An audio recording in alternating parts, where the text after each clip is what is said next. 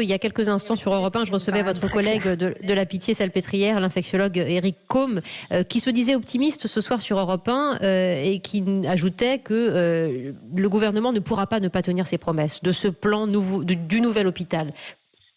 Écoutez, le professeur Côme est mon chef de service. J'aimerais avoir son optimisme, même si le ministre de la Santé avait dit qu'il était pessimiste quand il évoquait l'arrivée de l'épidémie. C'est quand même assez cocasse d'entendre que le gouvernement avait déjà lancé des choses, avait déjà revalorisé les tarifs. Oui, ils ont revalorisé les tarifs, mais en sachant très bien que le budget était déjà de 600 000 euros déficitaire pour l'hôpital public. Et je veux bien que M. Macron dise qu'il hérite d'une situation, mais je crois qu'il a été ministre au précédent quinquennat, dont un ministre qui s'occupait d'une partie des finances, si je ne m'abuse. Donc c'est pareil, M. Véran il était déjà là. La direction générale de la santé, il y a des sortes de continuité. Donc c'est pas une situation que l'exécutif actuel découvrirait comme ça d'un seul coup. Ça fait 1 an que l'hôpital public se bat d'abord, et il faut les saluer, nos collègues des urgences, médecins et surtout infirmiers.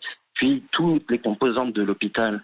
M. Macron est revenu à la Pitié-Salpêtrière parce qu'il avait, entre guillemets, promis qu'il reviendrait. Il avait été interpellé en disant qu'on pouvait compter sur lui. La preuve en est que pour l'instant rien n'a été fait. Donc oui, il est venu dire j'ai compris, j'ai fauté, cela va changer. Fort bien. Quand j'entends votre intervenant dire que il faut souligner la force de l'interaction entre le public et le privé, il faut quand même remettre les choses au clair. Le système de santé français, effectivement, public et privé, n'a tenu que sur le dévouement et l'engagement des personnels. Ce n'est pas le système qui a tenu bon, c'est les personnels qui ont tenu bon. Et on leur explique maintenant qu'il y a des primes, mais que si vous avez pas eu 100% de patients Covid, en fait vous aurez une prime diminuée. Les gens qui ont changé de région pour aller soutenir l'Île-de-France, où on a souffert énormément, ces gens-là, eux, n'auront pas de prime. Donc, si vous voulez, la prime est déjà un camouflet.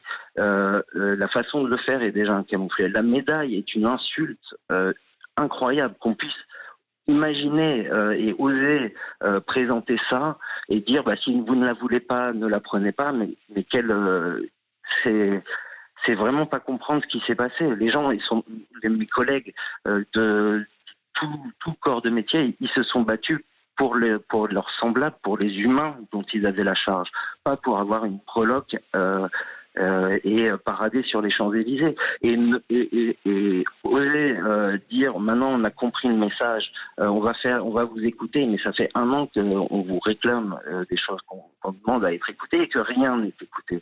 Donc si vous voulez, l'espoir fait vivre, on l'a bien vu, on a survécu à la première vague. Espérons que les choses changent pour une fois et qu'on ne soit pas déçus encore une fois.